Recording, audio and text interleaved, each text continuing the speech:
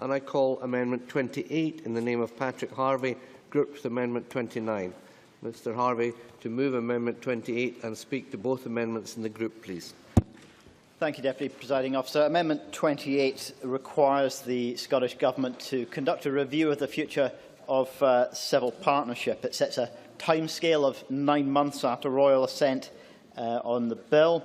It also requires that the review should set out options, including the option of enabling two people of different sexes to enter into civil partnership with one another, opening up that mechanism in the way that we are currently opening up marriage to same-sex couples. And finally, it requires ministers to consult in preparing that report. Amendment 29 is consequential. Is that an intervention already? Dave Thompson. Thank the member for taking the intervention. I'm intrigued by the amendment, actually, because it's not so long ago that we were being told that marriage was the gold standard and that people in civil partnerships felt like second-class citizens. Now, if that was true, then why would anyone choose a civil partnership over a civil marriage? Patrick Harvie. The member has not been told by me that marriage is a gold standard. I regard the importance of choice as something that I think that we should all be committed to, that people for whom marriage is the option they wish to pursue should be able to make that choice. There will be others who believe that civil partnership better reflects their personal values, their ideology, or what have you, or some who regard marriage as having a religious connotation that they don't choose to buy into. The reality is, Deputy Presiding Officer, that we don't know, in relation to same-sex couples, what the uptake of civil partnership will be in the future. We don't know what level of appetite there might be amongst mixed-sex couples for civil partnership instead of marriage. We know there is some.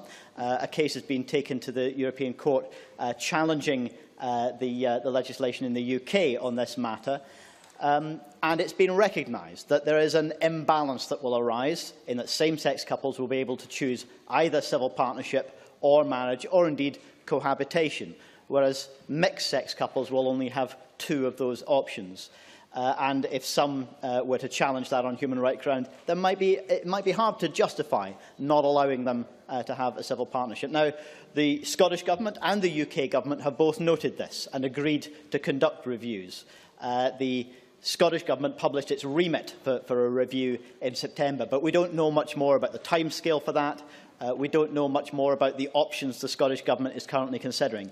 The UK Government's review was published very recently, and quite troublingly, it opens up the possibility that people in same-sex civil partnerships would be compelled either to have those civil partnerships dissolved or have them converted into marriages when that hadn't been their choice.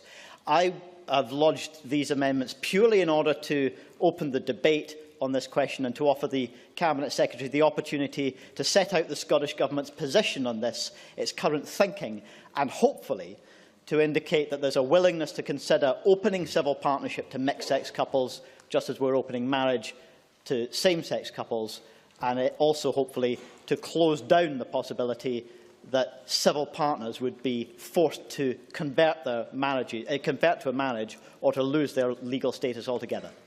And I move Amendment 28. Thank you very much. So, Patrick Harvie to wind up and press or withdraw this amendment.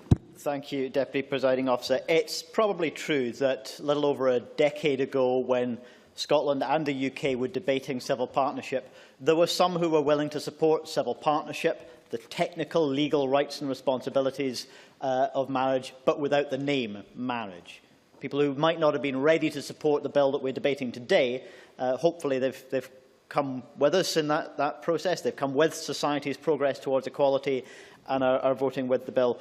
But civil partnership might not have been introduced as a separate institution had that support for same-sex marriage existed a little over a decade ago. But that's what did happen. I actually proposed at the time that if we're creating civil partnership, we should create it on a non-discriminatory basis, and that we should allow mixed-sex as well as same-sex couples to have a civil partnership, should that be their preference. We didn't do that. And the UK Parliament, when it legislated for the whole of the UK, gave us the system that we have now. And Jamie Hepburn, I think, quite rightly says that that situation calls into question what the future of civil partnership is going to be. I don't think it answers it. There is a question about, as other members have said, whether, in fact, civil partnership continues in its current status, whether it should be removed, as the UK government is proposing, or whether, in fact, people will simply opt for marriage and civil partnership would get less take-up. We don't know the answer to that, and that's why a review is necessary. And if Alex Johnson listened to Marco Biagi's answer, for example, it will be clear that it is only those probably small number of mixed-sex couples who would prefer civil partnership who currently face any kind of argument around discrimination of what the law allows them. And that's why a review is required on this matter. Both governments have agreed with that, and I'm happy to see that it's going to happen. I think it's important as well to recognise that, as Marco Biagi said, the only anomaly will be if civil partnership continues for same-sex couples only. If it continues for everybody, then we've removed the discrimination. If it doesn't, then we've removed the discrimination perhaps in a less favourable way.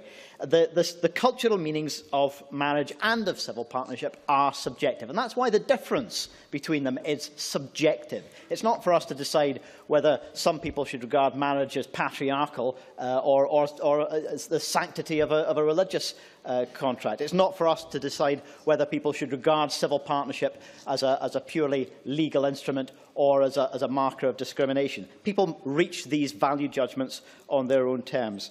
Having said all this, can I thank the Cabinet Secretary for his response. He has given us some indication of the timescale. I'm very pleased that he's talking about broadly 2 options instead of the additional option the UK government has floated of forcing people to change their civil partnerships to a marriage.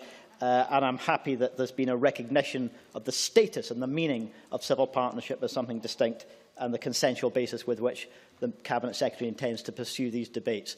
I'm content with the response on that basis. Can I ask to withdraw Amendment 28?